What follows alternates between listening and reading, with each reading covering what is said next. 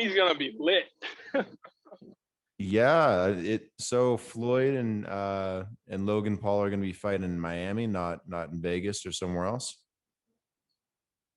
Nope, it's happening in Miami. Who do you think's going to win? You think Logan can pull it off? I don't. I wouldn't bet against him. Put it that way, just because the sheer size, bro. Yep. There's He's a big guy. There's 30 pound. Yeah, bro. There's 30 pound different, and he's over 6 feet. Floyd's tiny, so while Floyd's fast, Logan is also fast and big. That's true, but I mean, you're talking about, boxer or YouTuber turned boxer, going up against arguably one of the best of all time, undefeated, Money Mayweather. I kind of doubt he's going to pull it off, but if he did, I feel like there'd just be some crazy backlash to the whole setup. But I guess we'll find out. Yeah, no, I mean it's the thing is, it's like it's not likely that Logan's gonna win. Floyd, as small as he is, he's probably still super strong, pound for pound, and his skill and boxing intelligence should way outweigh, Logan's strength and size. But he can't take the match lightly. Yeah, right. Of course. He's got to take it as serious as he would any other fight. Because if he doesn't take it serious and he doesn't train properly, and he's not in his he doesn't get in this fight mode, then yeah, Logan could catch him slipping, dude, and it could be disastrous. It would probably be the worst upset of all time in all of sports history. You might be right about that. If that actually happens, a YouTuber walking in, knocking out one of the greatest boxers of all time, at least on paper and in recent memory, that would just be, devastating to the sports world. That'd screw everything up. It would completely mess everything up, and it would elevate YouTubers to another level.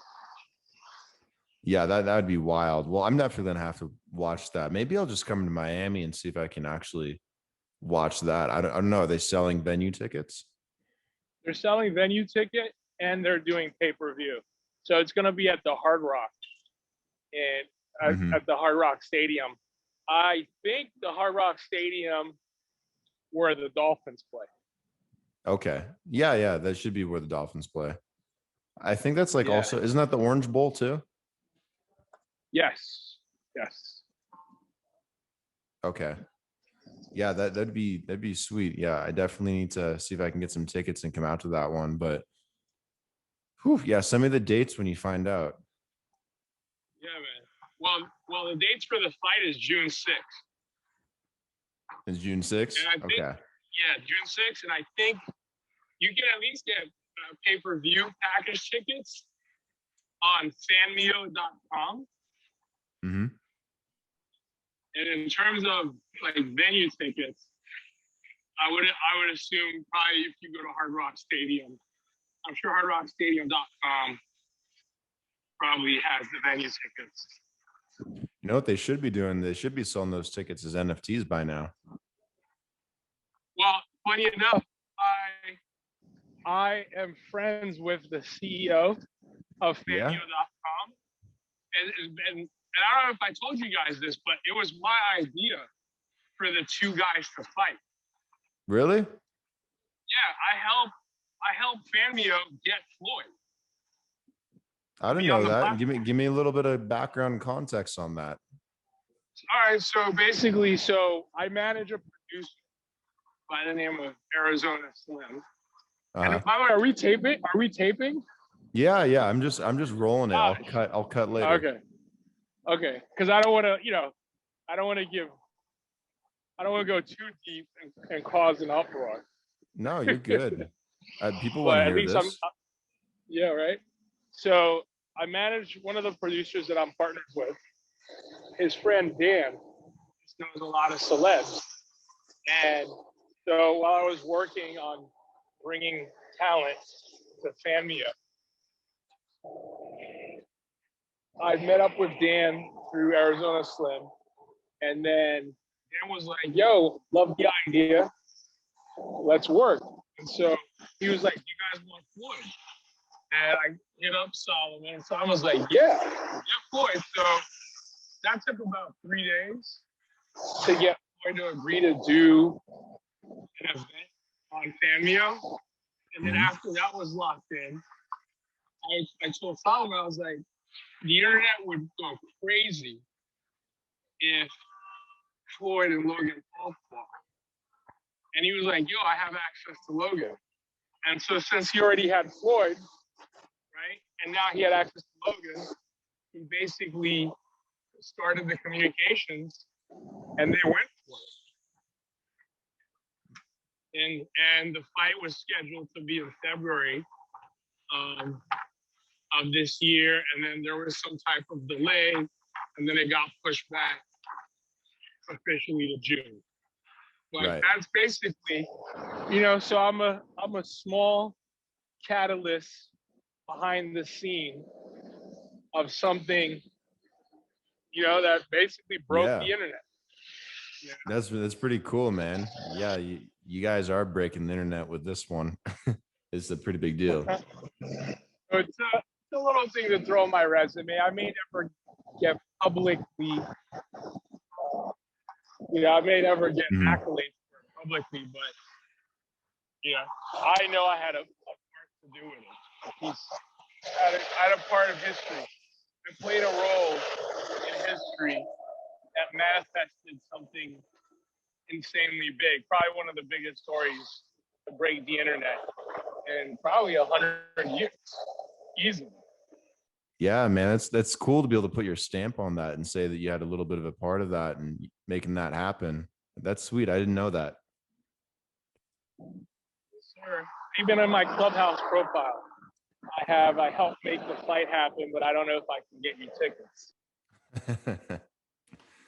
Well, we got to get on Clubhouse. I saw that you jump on there quite often. We'll do another chat like this on there as well. Yeah, the other thing too is Clubhouse now is also for Android. So I noticed that this morning. They make the change finally? Yeah.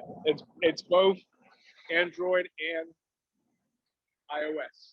Hell to the yes. Finally. I'm tired of having to go back to an old phone just to use it. Finally. Sweet. I guess I'll be on Clubhouse more often then. There you go. Hell yeah. Start some rooms. So have you been making any new NFTs lately? Yeah, I've been focusing mostly on making them for sports cards as of right now. And then I have some artists that we're commissioning for as well. But it's a slow work in progress. And then we're also going to do a series of NFTs to raise money for a local soccer club in Colombia that's trying to raise some money to start their own ordeal, and in contact with a few other companies, a liquor company, another soccer club that are interested in doing something with NFTs for their players, for their fans, that want to do a token. So all kinds of projects on the table right now, just trying to lock a few down and get them done. That's the only problem. And then it just takes time to create a solid NFT for whatever it is that just, you know, is visually appealing, you know, checks all the boxes. But I mean, no doubt it's definitely one of the hottest spaces in crypto right now, as you know. Yeah, absolutely. As a matter of fact, I might be able to help solve your human capital problem, because there's a social media app that's on the EOS blockchain called UTU, as in user to user. So the functionality that they have built in is they're creating EACs for brands. So like they'll build you a decentralized autonomous community and allow that brand or influencer or celebrity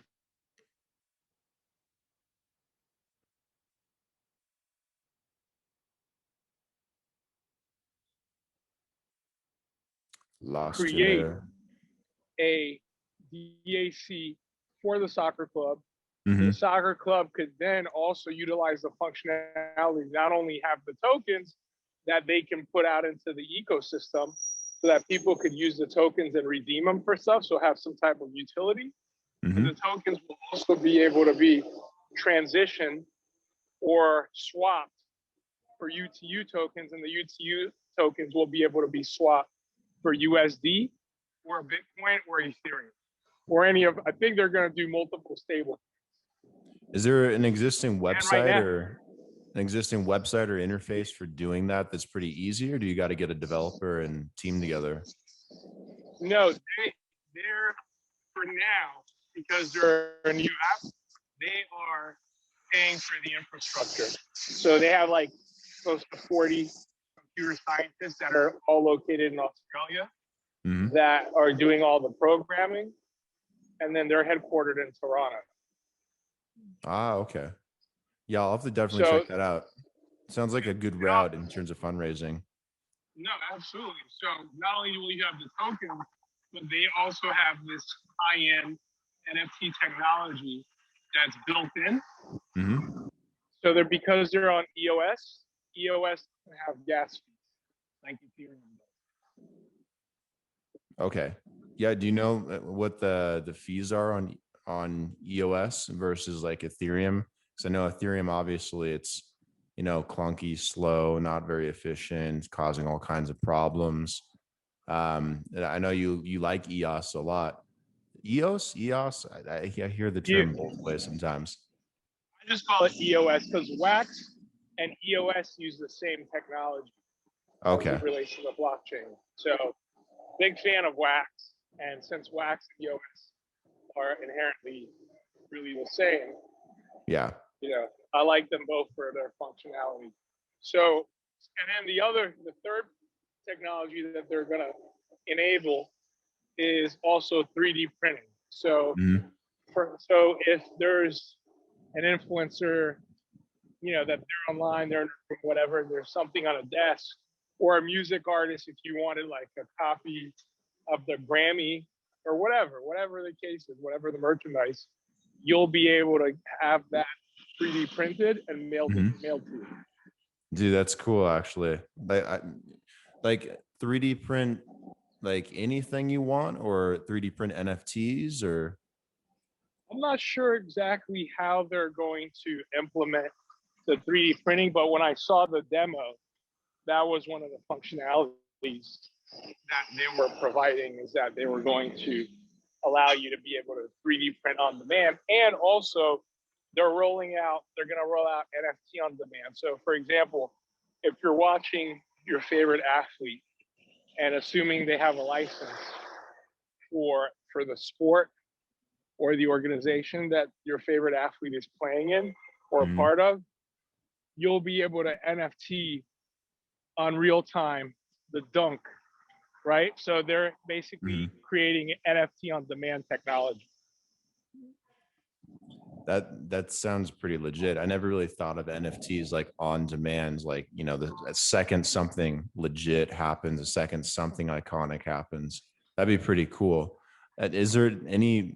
Do you think there'd be any real copyright issues with doing that, though, with getting like clips and stuff or images, from a syndicated source in an NFT in real time? Well, they're gonna pay for the licensing.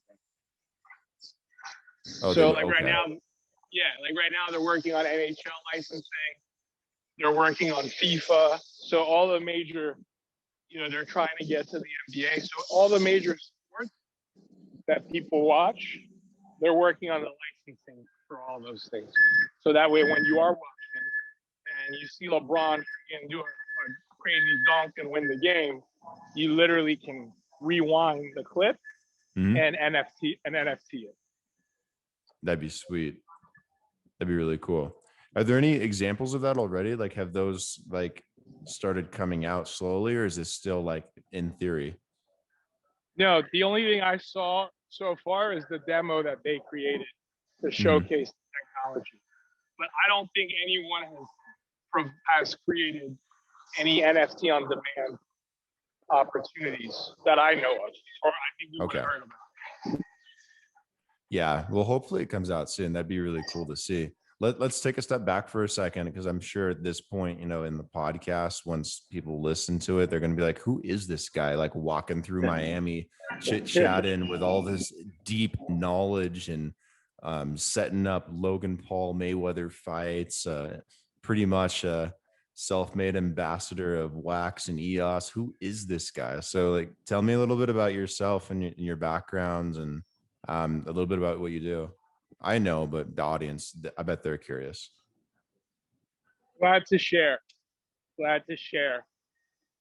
Well, I guess depends how far back we'll go, but predominantly was born in Haiti and left when I was 10 years old. And then grew up in Florida essentially for 30 plus years. And then went to University of Florida. I was a recruited walk on the national championship team. Mm-hmm. Played under Spurrier and Coach Stoops. That was an amazing experience. We won the national championship. And then after that, I got a recruited walk-on offer to transfer to Penn State, recruited by Coach Larry Johnson Sr., who's I believe, the defensive coordinator and assistant head coach at Ohio State University. Mm-hmm. So stayed in the Big Ten, and then graduated from there, moved to Florida, started doing events, promotions. And then at some point, I threw 2 music festivals. One was called Winter Heat Takeover, which was in West Palm. And that was featuring Flow Rider, and I was featuring T-Pain. Mm-hmm. And then after that, fast forward 2017, I did another festival, and that festival was headlined by DJ Khaled. At the time he reached his prime, had the Grateful album. And then I did that at University of Miami. We had 55 CEOs and respected experts in their field. And then after that, I basically just decided to really get back in the game and start promoting music and looking for events. So fast forward to that, I ended up getting on 2 French Montana records in the production and writing side, which was last November, for his CB5 project that he released in Empire. And then from there, really starting earlier this year, I just started looking at the blockchain space again, because in 2018, I had actually created a company, and we were working on an artificial intelligence machine learning algorithm to essentially do arbitrage between different cryptocurrencies. But back then, 2018, the market kind of went stagnant and the volatility was completely gone. Mm-hmm. So we essentially just, sorry about that, another call. No, you're good. So we essentially wrapped that project and closed it. And then earlier this year, I got back into the blockchain game, started buying Bitcoin, and then the NFTs, of course, started looking at that. And I was like, wow, this is absolutely insane. It's sick. And I started just talking to different people. And then eventually we created a company called Electric Token. Mm-hmm. And with Electric Token,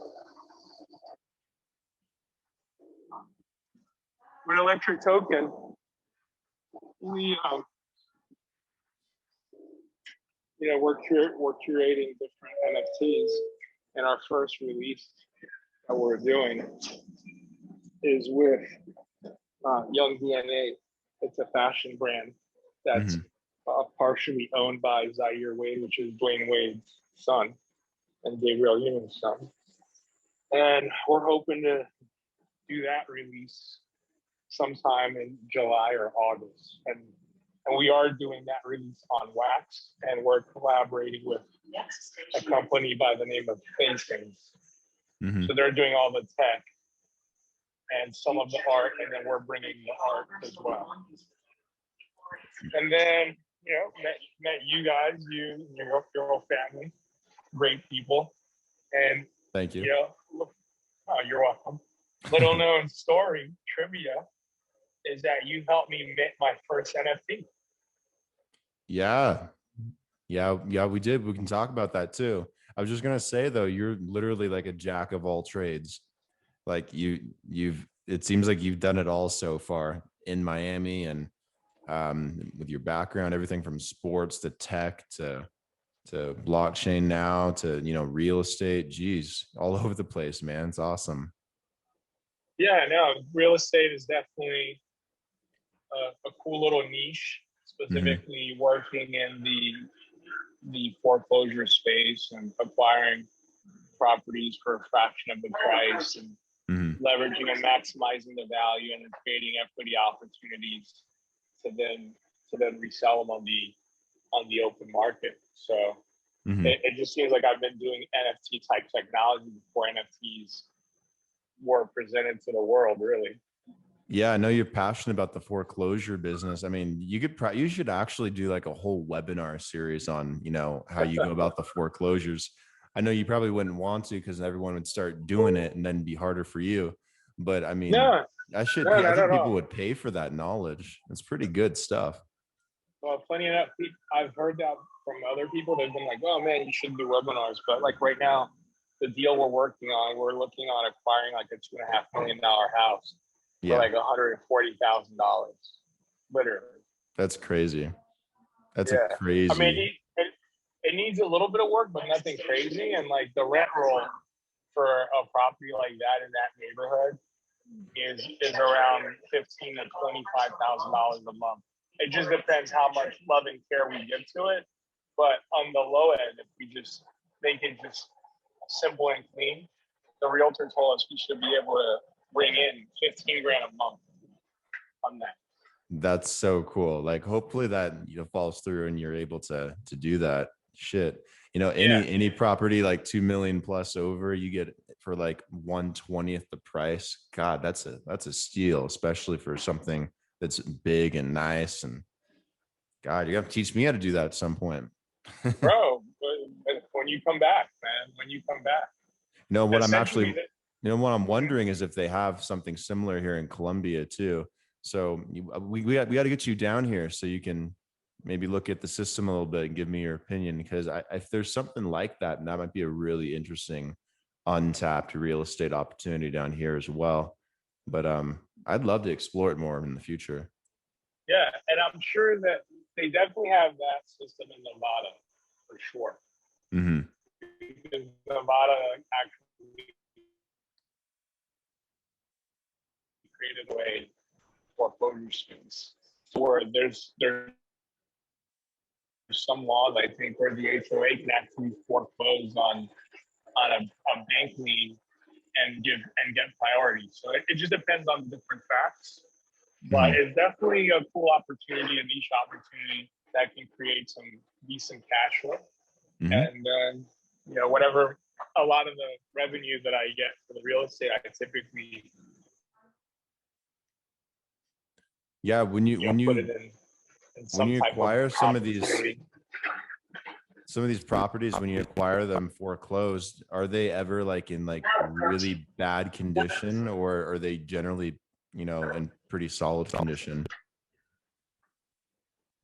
It depends. Like the worst situation was we acquired one and we were trying to work out like a move out fund for the homeowner. And then, we had all agreed we were going to give her X amount so that she'd be able to comfortably be able to find, a new place, because she wasn't able to afford the association or anything. And then when we were on our way, she tried to essentially strong arm us for more money. And then, we were like, we're not going to get strong armed like that. And then when we got to the house, she decided to completely strip the whole house. Damn. To the point where, she stripped everything from the AC to the coil. Yeah, I know there were a for the lot of people that did that kitchen, in Las and Vegas there was back in really 2008. They just stripped everything out of the houses and the apartments and everything, just bare bones, trying to get every dollar they could out of it.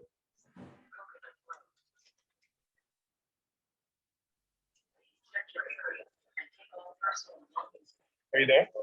Yeah, can you hear me?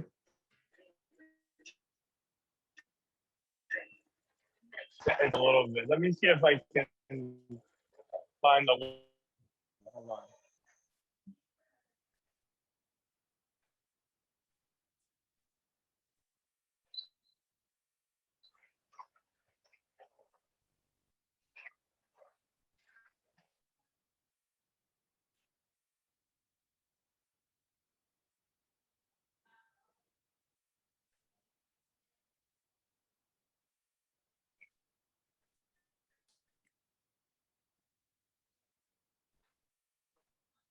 Hold on. Yeah, take your time. You're good. Are you on a train? Yeah, I'm on the metro rail. It's like Miami's transit version of the train system. Normally they have Wi-Fi on the train.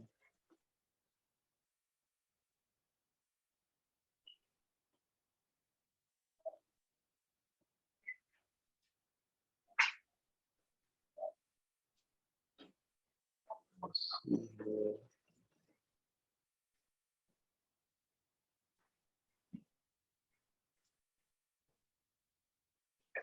Yeah, if you need to, we could always call it good here and then do a part 2 to finish it up in a little while.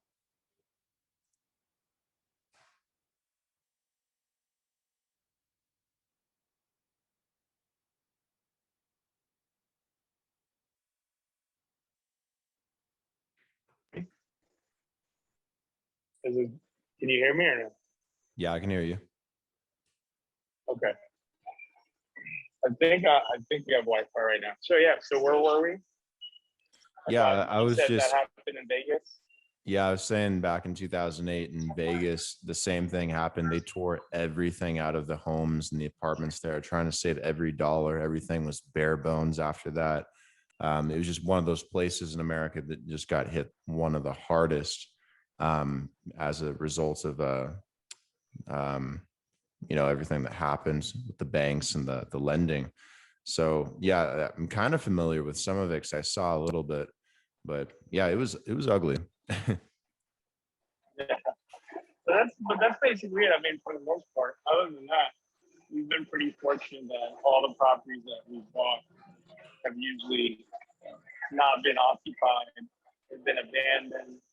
So we then just clean it up and we get it rented. And a lot of times we're able to just resell it to another homeowner or investor and just keep it moving. So it's not something I'm like focused on like so much, but it's just so from time to time deals land in front of me and I just take advantage of them. It's a good or great deal. But mostly in the last, I'd say the last 3 months, I've been focused solely on NFTs. And also I have a line of CBD products called Imaginal. And so I've been focusing on that as well. So now we're up to our 10th product. I'm working on figuring out how to make some NFTs around the CBD product. Like maybe if you buy Yeah. this NFT, you'll get a random surprise monthly supply of a product just because you own that NFT. Possibly if you have another NFT, you'll get the products first before we release them to the public. I'm You know, you trying to can, figure out. yeah, you know, you can do though is you could create NFTs just to represent the product itself, like for a certain quantity, and then whoever buys it will be able to like turn it in as like a voucher to get that product for free because it's already essentially prepaid through the NFT. You could do it that way. Yeah, I mean, there's a ton of different options. That's one of them. So I'm playing around with the idea to see what may work. but That's what I would 100%. do. But yeah, hey, if you want help creating those NFTs, just let me know. I'm actually meeting up with a bunch of graphic designers and artists later this week to see what we can do to create some really cool looking NFTs for some different people. So if you want to do something for the CBD gummies, man, I think you should. It'd be pretty cool. I don't know if anyone else is doing it yet.